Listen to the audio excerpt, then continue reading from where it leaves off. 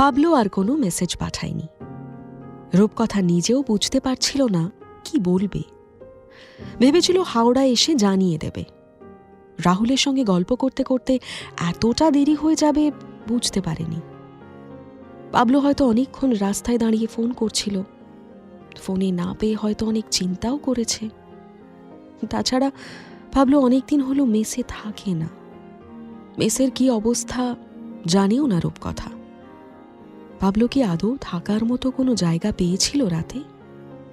হঠাৎ কি মনে হলো রূপকথা নিজেকেই বোঝালো এসব ওর চিন্তা করার কথা নয়। পাবলোকে যদি রাস্তায় থাকতে হয় থাকবে। অমন আত্মভোলা মানুষের জীবনে অনেক দুঃখ রয়েছে। কেন ও রূপকথার উপর নির্ভর করে বেঁচে থাকবে? সপ্তাহের মাঝে রূপকথা ফিরে আসায় বাড়ির লোক অবাকই হয়েছিল। সুলেখা দেবী মেয়ের কাছে গিয়ে মাথায় হাত বুলিয়ে জিজ্ঞেস করল, কলকাতায় কিছু কি হয়েছে মা? এই কথা শুনে তেলে বেগুনে জ্বলে উঠল রূপকথা। মায়ের দিকে ফিরে বলল, কেন? কিছু হতে যাবে কেন? আমি এমনি এমনি আসতে পারি না? এটা কি আমার বাড়ি নয়? সুলেখা দেবী বলল, না না, তা বলছি না, বাড়ি তো তোরই। কিন্তু এমন না বলে কো এলে দুশ্চিন্তা হয়তো সবার, তাই আর কি জিজ্ঞেস করছিলাম। রূপকথার এসব প্রসঙ্গ ভালো লাগছিল না। ঘর থেকে বেরিয়ে বাবার স্টাডি রুমে গিয়ে বসল।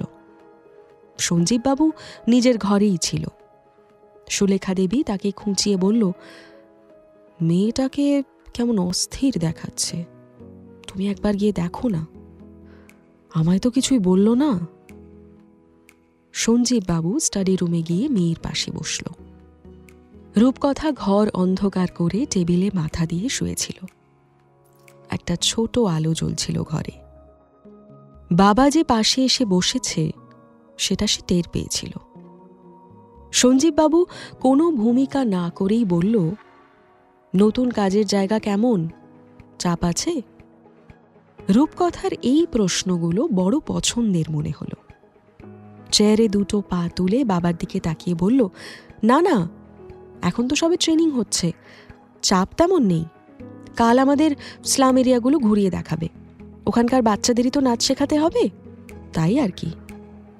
সঞ্জীববাবু দু কথার পরেই জিজ্ঞেস করল, তুই কি এবার এখান থেকেই যাতায়াত করবি?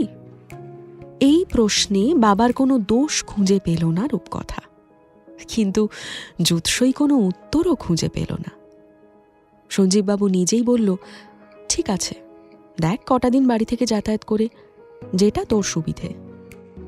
পরদিন ভেবেছিল পাবলোর তরফ থেকে কোনো ফোন বা মেসেজ আসবে, কিন্তু এলো না। বরং রাহুল হোয়াটসঅ্যাপে পিং করে জিজ্ঞেস করল, কোন ট্রেন ধরবে? রূপকথা টাইম টেবিল দেখে বলল, 10:12 নাগাদ চুঁচুড়ায় একটা বর্ধমান গ্যালোপিং আসে, ভদ্রেশ্বরে দাঁড়ায়, ওটাই ধরি নাকি? রাহুলও তাতে রাজি হলো। রূপকথা প্রথমে ভেবেছিল লেডিস কম্পার্টমেন্টে উঠবে, কিন্তু একা যাওয়া মানেই পাবলোর কথা ভাববে। পাবলো যখন ওর খোঁজ নেয়নি, ওই বা কেন এত ভাবতে যাবে? ট্রেনে উঠে রাহুলকে মেসেজ করে দিল, শেষের দিক থেকে 4 নম্বর বগিতে আছি, সেকেন্ড গেট দিয়ে উঠে ডান দিকে। ভদ্রেশ্বর আসতেই উঁকি ঝুঁকি মারছিল রূপকথা। রাহুল উঠেই হাত নেড়ে বলল, তুমি তো পুরো কলম্বাস, এত পারফেক্টলি আমি কাউকে লোকেশন বলতে শুনিনি। প্রশংসা শুনে হাসল রূপকথা। মেয়েরা মুখ দেখে সবই বুঝতে পারে, কিন্তু ছেলেরা যে কিছুই বুঝতে পারে না এমন নয়। রাহুল এই হাসি দেখে স্পষ্টই বুঝল কিছু একটা গন্ডগোল হয়েছে। জলে নদী ভরে এলে তাতে ঝাঁপাতে নেই, পাড়ে দাঁড়িয়ে অপেক্ষা করতে হয়। রাহুলও তাই করল। আর কিছুক্ষণ পরেই রূপকথা নিজে থেকে বলল, মাঝে মধ্যে ভীষণ ক্লান্ত লাগে জানো। একই পথে ফিরেছে, একই দলে নিচেছে, কিন্তু তাও তো রাহুলের অতখানি ক্লান্ত লাগছিল না। তাই ক্লান্ত লাগে কি লাগে না তা রাহুল সত্যিই জানে না। তবু রূপকথা বলছে বলে জিজ্ঞেস করল, কি ক্লান্ত লাগে? এই যাতায়াত? রূপকথা পাল্টা প্রশ্ন পেয়ে একেবারে দার্শনিক মোডে চলে গেল। দূরে পিছিয়ে যেতে থাকা মাঠ, বাড়ি এসবের দিকে তাকিয়ে বলল, সবই ক্লান্তিকর। এই যাতায়াত, জীবন, সবটাই। তোমার ক্লান্ত লাগে না? এমন প্রশ্নের মুখোমুখি সে কোনোদিন হয়নি। তবুও ফাঁকা হয়ে যাওয়া সিটে রূপকথার পাশে বসে রাহুল ওর সুরেই সুর মেলালো। অমন দিকভোলা হয়েই বলল, আমারও ক্লান্ত লাগে। ঠিক সেই সময়ে একজন হকার তার ট্রেডমার্ক গলায় বলে উঠল, আমার ক্লান্ত দাদা, ভাই, বোন ও বৌদিরা, এই এনেছি 5 টাকায় 1 প্যাকেট এনেছি লজেন্স। খেয়ে দেখবেন, একটা 5, দুটো 10, যত চুষবেন তত রস, খেতে খেতে বেনারস। নিলে পরে আমার লস, না নিলে আপনার লস। লজেন্সটা একবার নিয়ে দেখবেন, বাসে, ট্রেনে, সব ব্রেনে যত রকম ক্লান্তি আছে কাটবেই কাটবে। বাধ্য হয়ে প্রসঙ্গ বদলালো রাহুল। রূপকথার দিকে তাকিয়ে বলল, আজ তো ঘুরে বেড়াতে হবে এই রোদে, টুপি আনোনি? রূপকথা খেয়াল করে দেখল, সত্যিই তো ও টুপি আনেনি। আর টুপি ছাড়া এই রোদে ঘুরে বেড়ালে সত্যিই চাপ হয়ে যাবে। হঠাৎ রাহুল ব্যাগ থেকে সাদা রঙের একটা টুপি বের করে বলল, মনে হয়েছিল তোমার খেয়াল থাকবে না, তাই একটা এক্সট্রা নিয়ে নিলাম। রূপকথা পাল্টা প্রশ্ন করল, কেন মনে হলো আমার খেয়াল থাকবে না? আমাকে খুব কেয়ারলেস মনে হয়, তাই না? হাসল রাহুল, বলল, আরে না না, আমিই তো ভুলে যাচ্ছিলাম, মা মনে করালো। আর তখনই মনে হলো, তুমি যদি বাড়িতে কিছু না বলো তাহলে কাকিমা মনেও করাতে পারবে না, তাই না? রূপকথা এমন উত্তর আশা করেনি। তবে এটা যদি সত্যি হয়ে থাকে, রাহুল বলে ছেলেটার মধ্যে একটা ব্যাপার আছে। হাওড়া স্টেশনে ভীষণ ভিড় ঠেলে এগিয়ে যাচ্ছিল রূপকথা আর রাহুল। হঠাৎই রাহুল জিজ্ঞেস করল, এই তুমি খুব সিগারেট খাও, তাই না? আচমকা এমন প্রশ্নে ঘাবড়ে গেল রূপকথা। সিগারেট খায়, কিন্তু রাহুলের সামনে তো কোনোদিন খায়নি, এমনকি সিগারেটের কথাও ওঠেনি। হাঁটতে হাঁটতে থেমে গিয়ে রাহুলের দিকে তাকিয়ে জিজ্ঞেস করল, তোমার এমন কেন মনে হলো? রাহুল একটু এগিয়ে গেছিল, ফিরে এসে বলল, কেন আবার?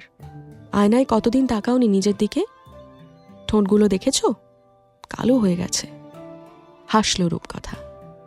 সে হাসি লুকিয়ে জিজ্ঞেস করল, তোমাকে আমার ঠোঁট দেখতে বলেছি?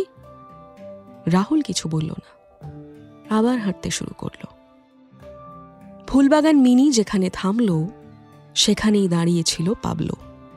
রাহুলের সাথে গল্প করতে করতে নামছিল রূপকথা। আচমকা পাবলোকে দেখতে পেয়ে ভূত দেখার মতো চমকে উঠল। রাহুলকে বলল, তুমি যাও, আমি আসছি। তারপর এসে দাঁড়ালো পাবলোর সামনে। অনেকক্ষণ দুজনে চুপ করে দাঁড়িয়ে থাকল। রূপকথার দেরি হয়ে যাচ্ছিল, সেই জিজ্ঞেস করল, বলবি কিছু? পাবলো খানিকক্ষণ ভেবে বলল, বলার তো অনেক কিছুই আছে, কিন্তু ভাষা খুঁজে পাচ্ছি না। যা বলার আছে তাড়াতাড়ি বল, আপাতত আমার হাতে অফুরন্ত সময় নেই। কেন এরকম করলি কাল? কি লাভ হলো? কি এমন করেছি আমি? বাবার শরীরটা ভালো ছিল না, তাই বাড়ি চলে গেছিলাম, জানাতে দেরি হয়েছিল। উল্টো দিকের ফুটে দাঁড়িয়েছিলাম সন্ধে, তাড়া নেই বলে হাসতে হাসতে বাসে উঠলি তুই। তুই আমাকে সন্দেহ করছিস? না, সন্দেহের কিছু নেই তো, আমার দৃঢ় বিশ্বাস রয়েছে ও বিষয়ে। রাস্তায় দাঁড়িয়ে সিন ক্রিয়েট করিস না পাবলো। মার্জিত ভাষায় স্বল্প স্বরে কথা বলাকে সিন ক্রিয়েট বলে না। তোকে সবকিছু জানিয়ে করতে হবে এমন কোনো কথা আছে? না, তা নেই, কিন্তু তুই নিজেই বলেছিলিস জানাবো। হ্যাঁ বলেছিলাম, তারপর খেয়াল ছিল না। এমন বিকলাঙ্গ অজুহাত দিস না। তোকে অজুহাত কেন দেব? তোকে কোনো কৈফিয়ত দিতেও আমি বাধ্য নই। মানেটা খুব স্পষ্ট। নিজের জীবনের কোনো লক্ষ্য নেই, বাউন্ডুলো হয়ে গিটার নিয়ে ঘুরে বেড়াস, আমি কেন তোকে সব বলবো? রেলিভেন্ট কোনো দোষ দে, অ্যাটলিস্ট যে বিষয়ে আমায় অ্যাকিউজ করা যায়, নেশা ইত্যাদি। আমার ভালো লাগছে না পাবলো, তুই যা প্লিজ। পাবলো উল্টো দিকের দোকানে গিয়ে একটা সিগারেট ধরালো। গট গট করে সিঁড়ি দিয়ে উঠে গেল রূপকথা।